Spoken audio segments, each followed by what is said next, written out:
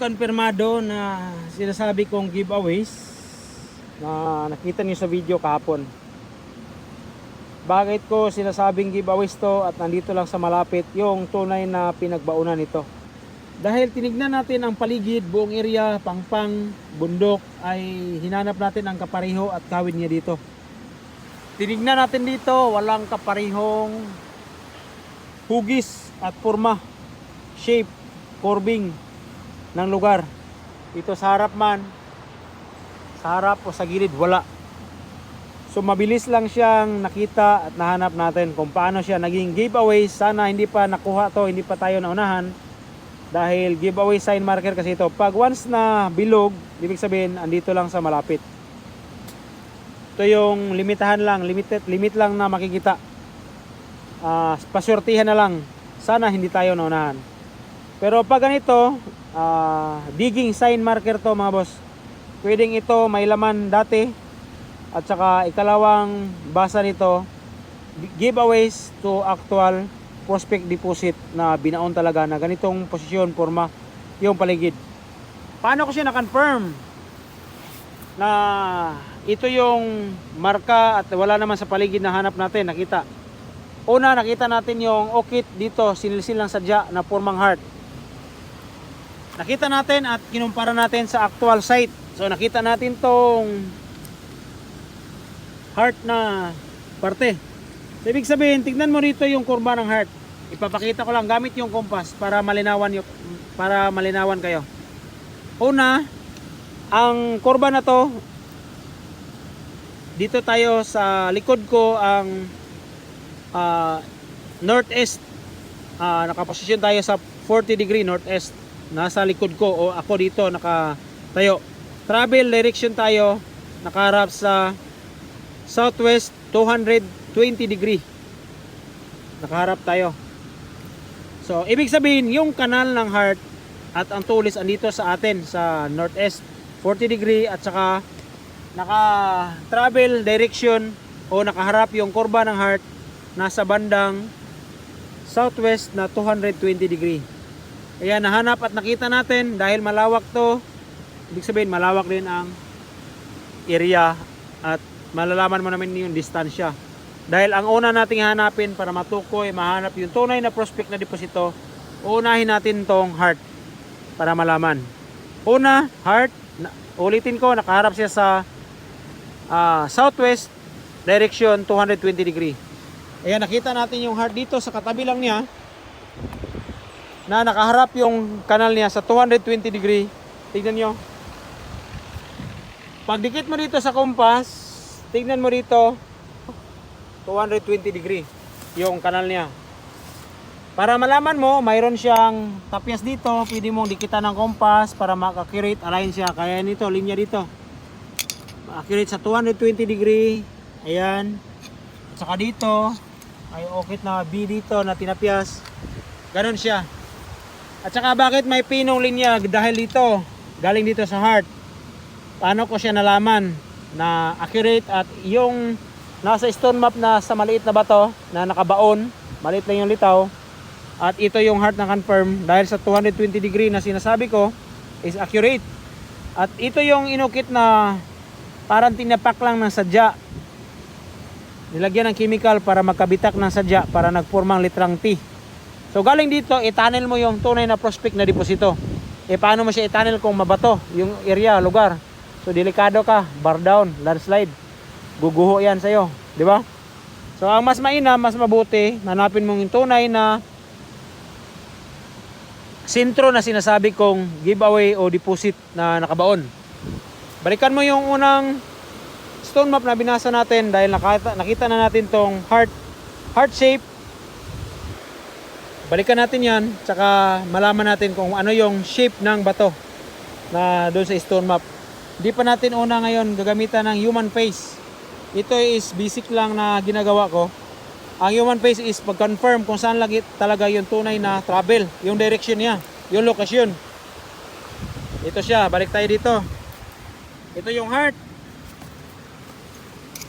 Once na nakita mo na yung heart, yung sinasabi kong litrang T kanina, na nakaukit, ito yun, yung litrang T, ayan o, kita niyo yan, Yan yung litrang T.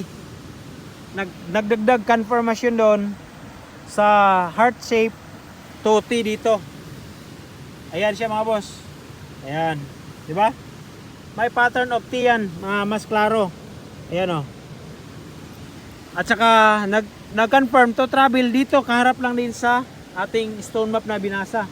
Yung litrang T kanina dyan lang sa heart. Naka-ukit. Ngayon, paano mo hanapin ang sintro? Kung malalaman mo kung anong distansya to. Anong layo ba nito? Saan ba siya yung sintro? Saan siya hanapin?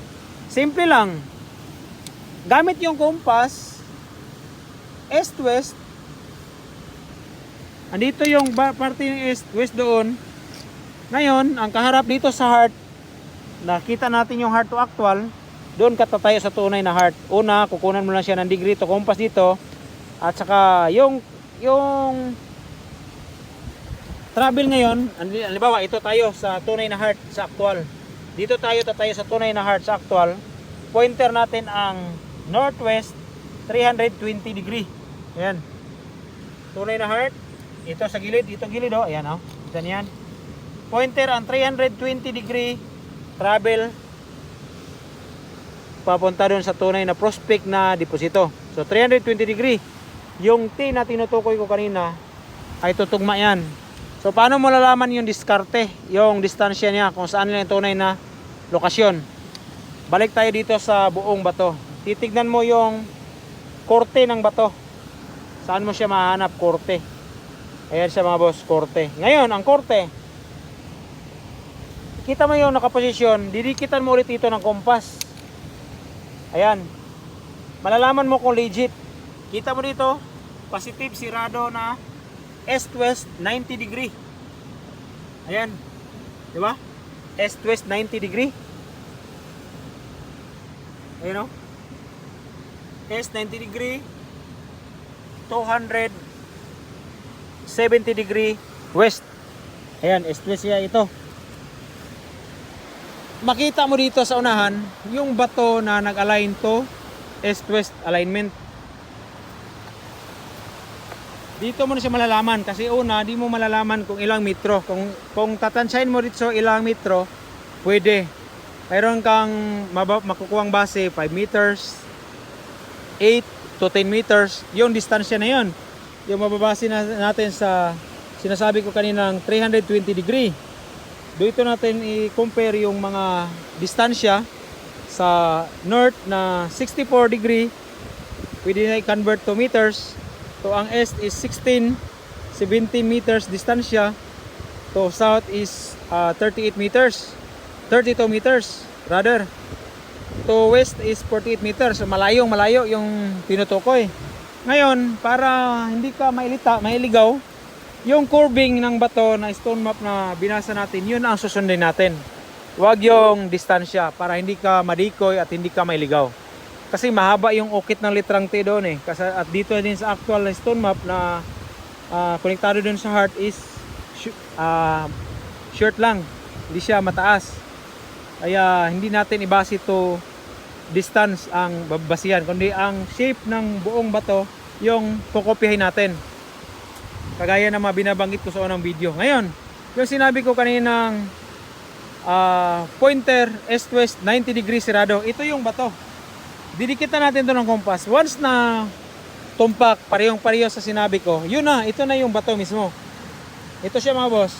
Tignan nyo yung gilid ng bato. Ito kompas. Ayan, nag-pointer siya east-west, hindi nga lang sirado 90 degree dahil basta lang natin dinikit dito. Pero kung hanapin natin yung arrow o pointer, nagbibigay direction sa kanya na mag-align to 90 degree, sirado, ito yung positive natin itong bato na to. So dito, mayroong kurba dito, may tapyas at ginawang litrang C na kaunti. Ito yung didikitan natin ng kompas. Susubukan natin kung nag-align ba siya sa 90 degree east. Ayan, dito siya mga boss. Ayan. Tingnan mo yun dito, yung gilid ng kompas. Ayan ha. I-free wheel yung kompas, kailangan hindi nakadikit. So tingnan nyo dito. Gilid ha. Ayan.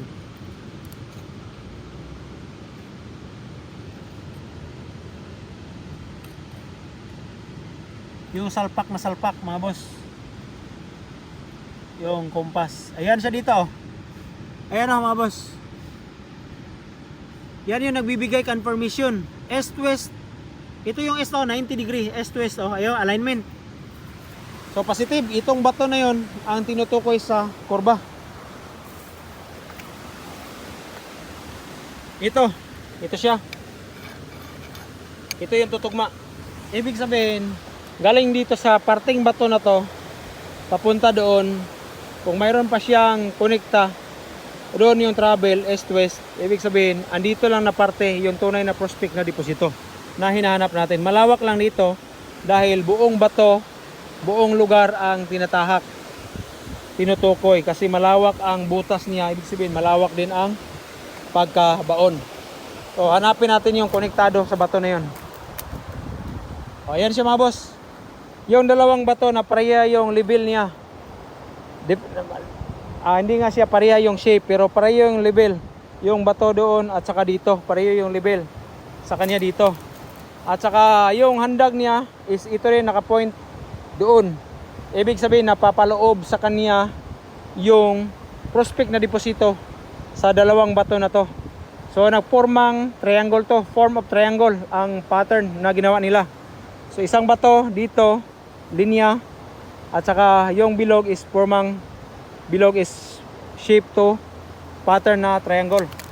So balikan natin. Papakita ko, i-explain ko sa inyo. Ito yung kibali gilid ng bato. Ay ang bato niya malaki. Travel papunta dito. Ngayon, ang encounter natin isang bato na pareho yung level niya, ito at ito. So nahanap natin. Ibig sabihin, yung kurba dito, yung gilid ng bato na yan. Dito kurba. Kurba dito. Tignan nyo, para siyang kuano natin ng ilong dito sa kilay to, kibali kilay dito na parte. Ito yung sa noo natin dito. Gilid ng bato to dito. Ibig sabihin, nasa gitna sa kanya dito mga boss ang prospect na deposito. Kung gagamitan natin ng degree sa compass, align siya sa 320 degree pointer to northwest na tutugma dito sa sentro. So malalaman natin kung anong layo na niya. Malalaman natin. At saka dito, yung noo niya, ipapakita ko tong noo dito, kurba to dito. Ito lang siya mga boss sa bato. Kasi mukhang tao kasi ang pinapakita doon at noo. Ito siya, kita nyo? Itong gilid nito, yan, at saka dito yung sinasabi kong noo, pababa, at saka paliko na. Ayan. Ibig sabihin, andito yung prospect na deposito. Mayroon nga siyang mga madamo. Pero kung makikita natin yung marker dyan, hindi pinaglalagyan ng tunay na marker. At saka, dati, gusto ko kunin yung bato na yan isa, pero hindi, mag-iiba kasi dito. Hindi siya pwedeng bidakin kasi nakadeklara dito yung bato. Yung bato na hinanap kong bilog, ito siya, parang itlog. Ito, babasahin ko lang para makita nyo. Ayan. Ito yung formang itlog na bato. At saka isang bato na para siyang pansyon. Ito yung bato na yan. So ipapakita ko sa inyo ang dalawa na to. Ito at ito. Ito siya mga boss. Papakita ko sa inyo, ito at ito na parang pansyon, nasa gilid. Nasa harap ng gilid ng ito, bato na to. Ito lang siya. Ito yung parang pansyon na maliit. At yung bilog na bato na tinutukoy sa malayo na parang itlog na dalawa, ito lang. Ito yung isa. Ibig sabihin, ang prospect na deposito, andito. Andito yung hukay nila kibali. Andito ang hukay ha. Pero kung titignan mo yung shape, yung kurba ng pagkabutas doon, naka 45 degree slanting. 45 degree mga boss. Dito sana yung hukay nila. Yung bibig ng kanilang pinaghukayan na tutugma doon sa sinasabi kong itlog na bato at saka parang pansyon. So ibig sabihin, ang pansyon na to na maliit ay dito binaon sa ilalim ang parang pansyon ang laki dito sa ilalim. Dito yung prospect na pinagbaunan, yung may heart dito. Ito yung heart.